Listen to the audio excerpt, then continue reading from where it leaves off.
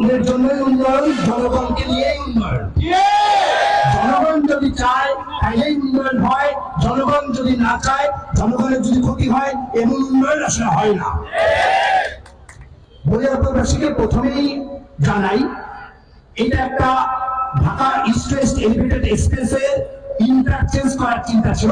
মূল এক্সপ্রেসওয়েটা শুরু হবে আরো 400 মিটার পর থেকে, এবং সেখানে কোনো ভার বাড়ি নেই। এটা ইন্টারচেঞ্জ করার জন্য চিন্তা করেছিল এবং প্রাথমিক একটা ড্রাফট তৈরি করেছিল, ডিজাইন। এটা ড্রাফট ডিজাইন নাই, মিনি, এটা ড্রাফট ডিজাইন। গতদিন যখন কথা হয়েছিল তখন আমি ওনাদের সাথে কথা বলে ডিজাইন টিমকে, টিম লিডারকে জানিয়েছি বিষয়টা। ওনারা আজকে আসার কথা ছিল মত বিনিময় সভার মাধ্যমে কিভাবে করলে ভালো হয় এটা জানার জন্য, কিন্তু যেহেতু প্রতিবাদ সভা হয়েছে ওনারা নিজেদের মধ্যে একটা আশ্বস্ত বোধ করেনি যে আবার কোনো প্রবলেম হয় কিনা। কিন্তু আমি এসেছি কথা রাখতে, একাজের সাথে কথা হয়েছে, তারই পরিপ্রেক্ষিতে আমি এখানে বসা অবস্থাতেই ডিজাইন টিমের সাথে কথা বলেছি। ডিজাইন টিম বলেছে যে ওনাদের সাথে আলোচনা সাপেক্ষেই এটা সংশোধন করা হবে। যদি সংশোধন করা হবে তারপরেও কিন্তু আমি এলাকাবাসীর সাহায্য চাবো। আমি আইএফসির পক্ষ থেকে যখন ভাড়াবাড়ি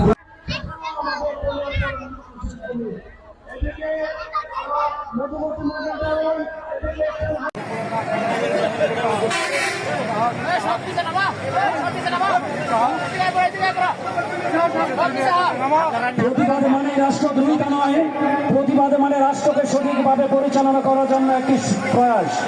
বলিয়ারপুরবাসী অত্যন্ত সুন্দর এবং সুশৃঙ্খল, তাদের চিন্তা চেতনা দিয়ে গিয়ে সরকারের বিভিন্ন কাজকে সহযোগিতা করবে ইনশাল্লাহ। এই জন্য আপনাদের সকলের সহযোগিতা কামনা করছি। মা ছাড়া আপন নাই, ঘর ছাড়া ঠাই নাই।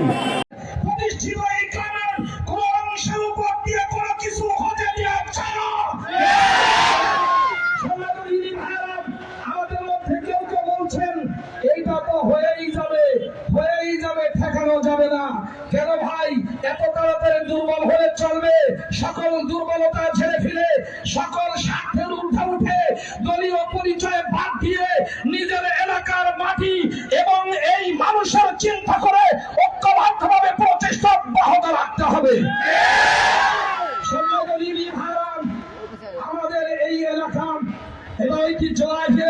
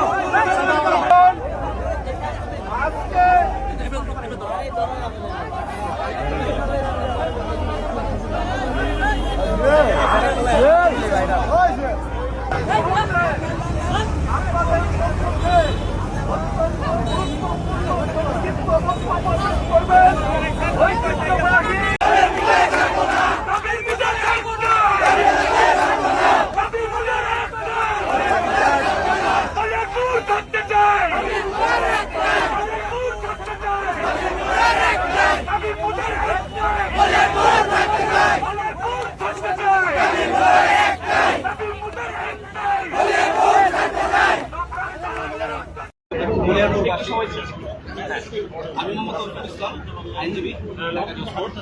আমি আমার এখানে প্রতিটি ভিটা আমরা বলিয়াপুরের সন্তান, আমরা জুলাই যোদ্ধা। জুলাই আমরা বাংলাদেশে অস্পষ্টভাবে আমরা বাংলাদেশের জন্য রক্ত দিয়েছি। আমি ইনশাআল্লাহ সামনে আরো দিব। আমাদের প্রত্যেক নিবাসে আমরা 500-600 বছর যাবত আমরা এখানে আছি। ব্রিটিশ পাট্টাপত্র থেকে শুরু করে এখন পর্যন্ত বিআরএস পর্যন্ত আমরা এখানে মজুদ করতেছি। আমরা এখানে আমাদের এমন কেউ নাই যে অন্য কোথা থেকে এসে বাধা দিয়েছে। ব্রিটিশ আমল থেকে আমরা এইখানে বসবাস করতেছি। আমাদের হাতের বাম পাশে ডান পাশে অনেক ফাঁকা জায়গা বসে আছে। আমরা এই বিরোধী না। আমরা চাই একটি যুগ উপযোগী উন্নয়ন হোক, আর সেই উন্নয়নটা হোক আমাদের মতাদর্শের সাথে মতামত সাদৃশ্যপূর্ণ রেখে। তো আমরা চাই আমাদের সামনে জায়গা খালি আছে, ডান পাশে জায়গা খালি আছে, আপনারা নেন, কোনো সমস্যা নেই আমাদের। কিন্তু আমাদের যে পৈতৃক ভিটা আছে আমরা আমাদেরকে এখানে ছেলে হারা করবেন না, স্বজন হারা করবেন না। আমরা একটা লাস্ট কথা বলতে চাই, হয় পৈতৃক ভিটা অথবা মৃত্যু, সোজা কথা। ঠিক আছে।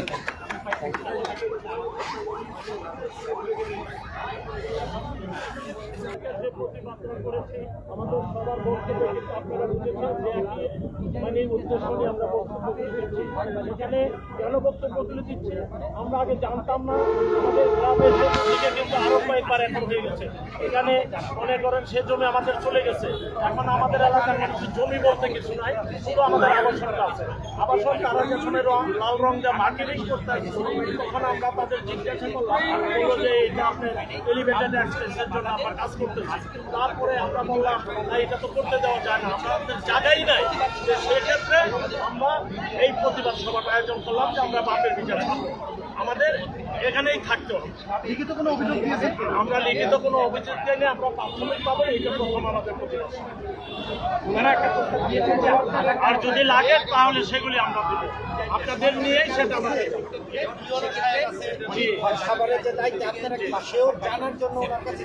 না, আমরা যাইনি, ওনার কাছ থেকে আমরা জানতে পারলাম যে এখানে এগুলি নকশা করতেছিল, এখানে মার্কিং করতেছিল, ওনাদের কাছ থেকে আমরা ওনারা কি আশ্বস্ত করছে আপনাদের? ওনারা আশ্বস্ত করলো যে এইটা যারা ডিজাইন করেছে তারা আপনাদের সামনের অনুষ্ঠান আমরা নিয়ে আসবো, আপনারা থাকবেন, ওনারাও অবগত করবেন আসলে এটার উদ্দেশ্যটা কি এবং কোন পর্যন্ত গেছে। কিন্তু দুঃখের বিষয় আজকে ওনারাও এটা মূলত আমাদের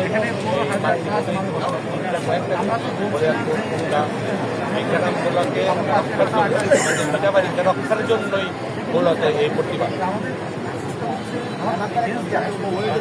আমরা চাই এই এলিভেটেড এক্সপ্রেস, এটা অবশ্যই আমরা চাই আমাদের এলাকায়, আমাদের এটাও আমাদের গর্বের ব্যাপার। কিন্তু সেটা হলে এটাকে যদি চেঞ্জ করে 8 কিলোমিটার স্থানান্তর করা হয়, এগুলো আমাদের যারা এখানে আছে সকলে আমাদের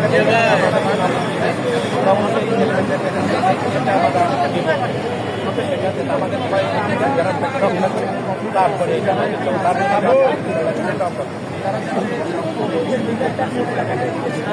প্রতিবাদ সভা, এটা আসলে কি নিয়ে প্রতিবাদ সভাটা যদি একটু বলতেন?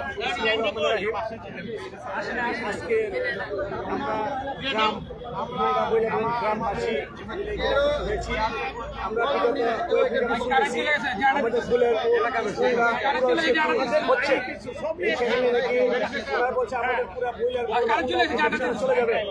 এখানে আমরা প্রায় বসবাস করি, 500-600 বছর বিগত এখানে বসবাস করতেছি। এখানে আমার দাদার কবর, তাদের কবর, বারবার কবর।